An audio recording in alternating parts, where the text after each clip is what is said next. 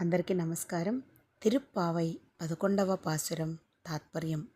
లేగ దూడలు కలవియు దూడల వలె నున్నవియు అగు ఆవుల మందల నిన్నింటినో పాలు పితుకగలవారును శత్రువులను ఎదిరించి బలముతో యుద్ధము చేయగలవారును ఏ విధమైన దోషము లేనివారును అగు గోపాలకుల వంశమున మొలచిన ఓ బంగారు తీగా, పుట్టలోని పాము పడగవలే నన్ను నితంబ ప్రదేశము గలదానా, అడవిలోని నెమలివలే అందమైన కేశపాసముతో ఒప్పుచున్నదానా, రమ్ము చట్టములను చెలికెత్తలను మొదలుగా అందరును వచ్చిరి నీ ముంగిట చేరిరి, నీల మేఘవర్ణుడగు శ్రీకృష్ణుని నామము